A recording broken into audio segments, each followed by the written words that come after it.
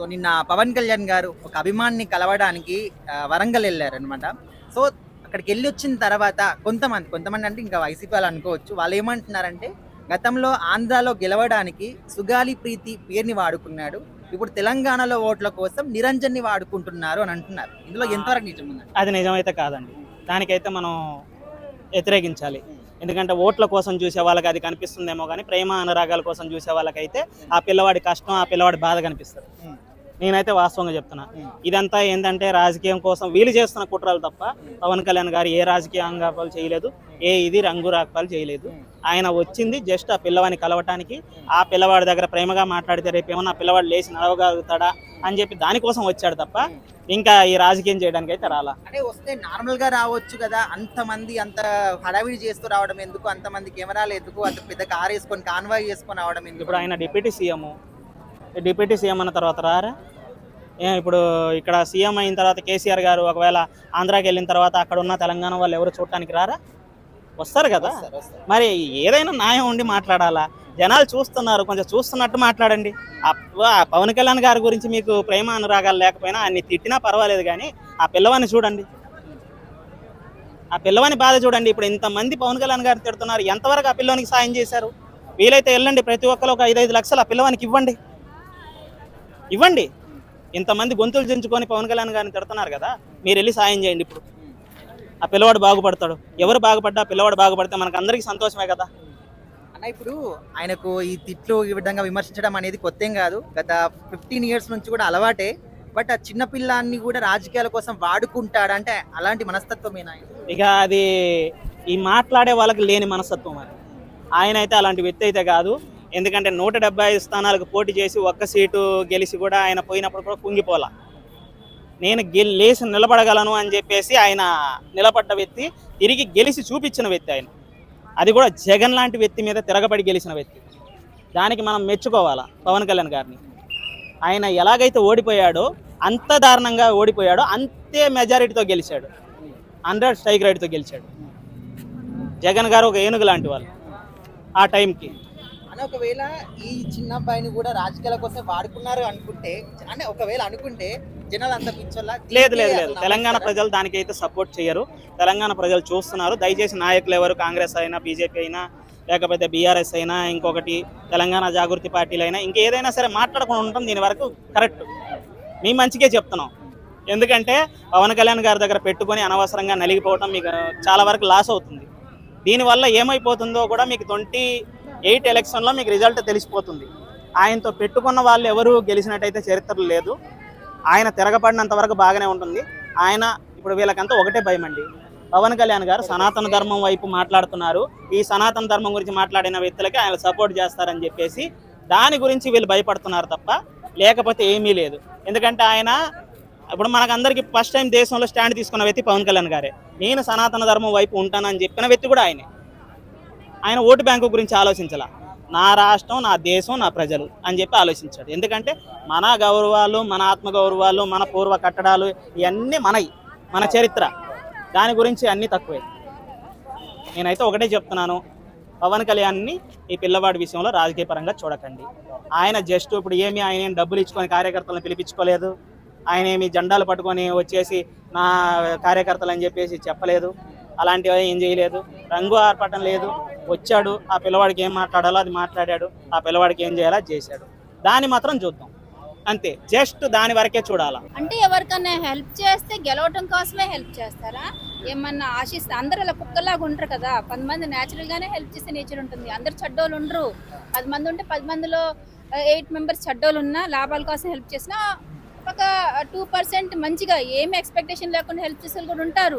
So Pawan Kalyan గారు రాజకీయంలో రాకముందు కూడా జనాలు వాళ్ళ ఇంటి దగ్గరికి వచ్చి అది ఇది ప్రాబ్లమ్ ఎవరికి మనీ అంత ఉంటే అంత చెక్కులు రాసేయడం పంచమైన సహజంగా వచ్చిన గుణమే హెల్పింగ్ నేచరు.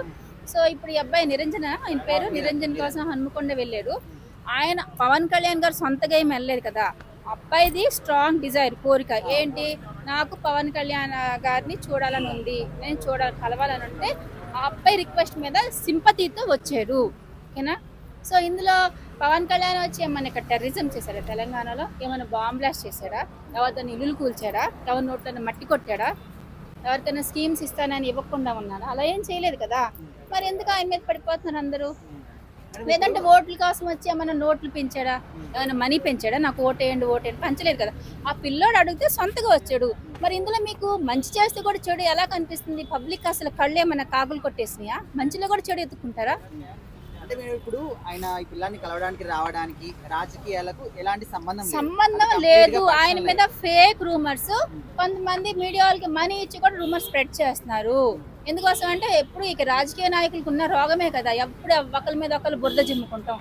పిల్లోడు రిక్వెస్ట్ చేస్తే, చిన్న పిల్లోడు ఫోన్ లేని సింపతితో వస్తే ఓట్ల కోసం వచ్చాడు, పాపులారిటీ కోసం వచ్చాడు, లేదంటే తెలంగాణలో పార్టీ, లేదంటే పవన్ కళ్యాణ్ వస్తే ఏపీ తెలంగాణ కలిపేస్తారు, కంబైన్. ఎందుకు కలుపుతారు? ఒకసారి సపరేట్ అయిపోయాక మళ్ళీ జాయిన్ చేయడం అనేది హైలీ ఇంపాసిబుల్, అది జరిగేదే కాదు.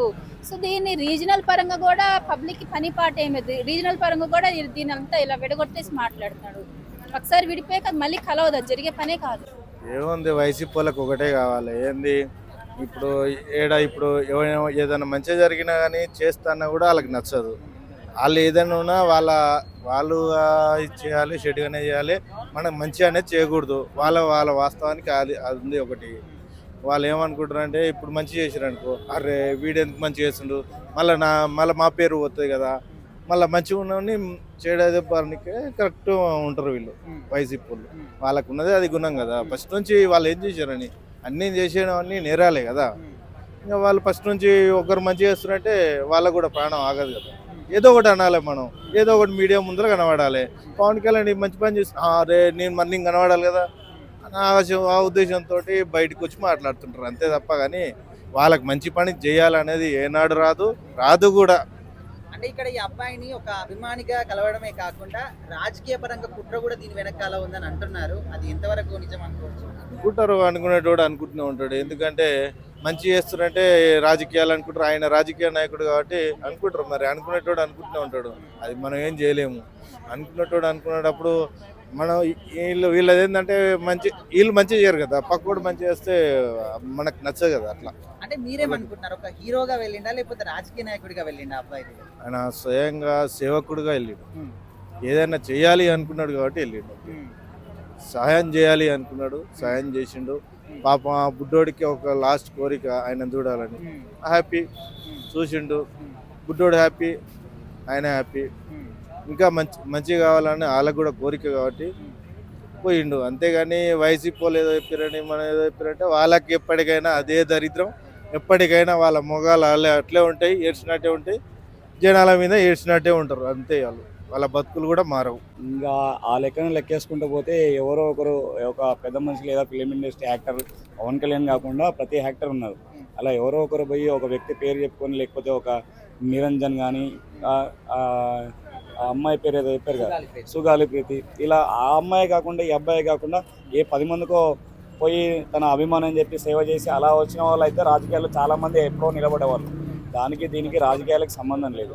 రాజకీయమే. రాజకీయాలు వచ్చినప్పుడు రాజకీయాలు మాట్లాడి ప్రజాసేవ చేసుకునేటప్పుడు తన అభిమానిగా తను ఆ చిన్న అబ్బాయి కూడా అతని ఆరోగ్య పరిస్థితి బాగలేకున్నా తనను అభిమానిస్తుందని తెలుసుకొని ఏ మీడియా మాధ్యమాల ద్వారా, యూట్యూబ్లు, ఇన్స్టాగ్రామ్లు ఇప్పుడు ట్రెండ్ ఎక్కువైపోయింది. ఏ సమస్య ఎక్కడ ఉందన్నా తెలిసిపోతుంది ఆటోమేటిక్. అది తెలవడం వల్ల తను స్పందించాడని మనం అనుకోవాలి. అన్నిటికీ అలా ముడి పెడితే కొంచెం కరెక్ట్ కాదు. అయితే ఇందులో పవన్ కళ్యాణ్ గారు కూడా ఒక చిన్న మిస్టేక్స్ ఉంది. అది మనం ఆయన ఎంతవరకు అర్థం చేసుకుంటాడు అనేది పక్కన పెడితే, వాస్తవానికి నీకు ఈ నిరంజన్ అనే ఒక వ్యక్తి మాత్రమే కనిపించింది తెలంగాణలో. నువ్వు ఆంధ్రాలో అయినా తీసుకో, తెలంగాణలో అయినా తీసుకో. నిరంజన్కి హెల్ప్ చేసిన నిరంజన్ లాంటి వ్యక్తులు ఎందరో ఉన్నారు. అంటే ఆ పిల్లాడు వీడియో చేశాడు అనమాట, నాకు ఇది ఆఖరి కోరిక, అంటే నేను ఉంటానో లేదో తెలియదు, అండ్ నాకు చిన్నప్పటి నుంచి చాలా ఇష్టం, చూడాలి అనుకుంటున్నా, కలవాలనుకుంటున్నా అని చెప్పేసి మీడియా ముఖంగా చాలా మంది వీడియో చేశారనమాట. రాధా మనోహర్ దాస్ గారు కూడా అక్కడికి వెళ్ళి మాట్లాడారు, ఆ వీడియో కూడా పెట్టారు. అప్పుడు ఆ వీడియో ఈయన దగ్గరికి వెళ్ళి అప్పుడు ఆయన ఢిల్లీ నుంచి నిన్న డైరెక్ట్ ఇక్కడికి వచ్చారనమాట.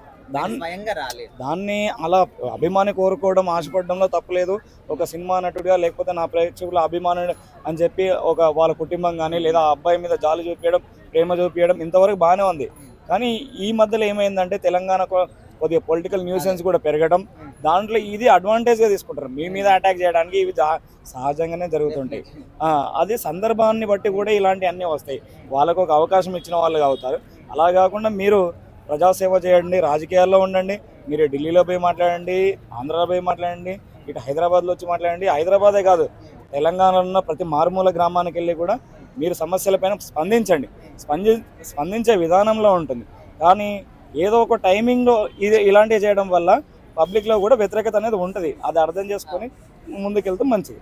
పవన్ కళ్యాణ్ గారు ఇలాంటివి చాలా సెన్సిటివ్గా ఆలోచిస్తారు, అంతేగాని ఒక రాజకీయంగా ఇలాంటివి వాడుకోవడం ఆయనకి నచ్చదు. ఆయన వ్యక్తిగతంగా మనుషుల్ని అభిమానులు చాలా ప్రేమిస్తారు.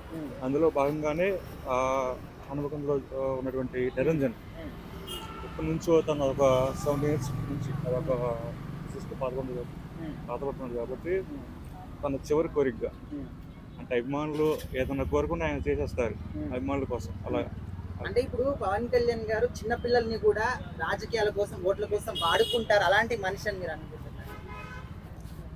మీరే అన్నారు చిన్నపిల్లలకి ఓటు బ్యాంక్ ఉండదు కదా, ఓటు బ్యాంక్ ఆయనకి వాడుకోవాల్సిన అవసరం ఉంది. అదొక సింపతి లాగా. సింపతి, అది ప్రేమ, అది సింపతి కూడా కాదు, అభిమానుల మీద చూపించే ప్రేమ అది.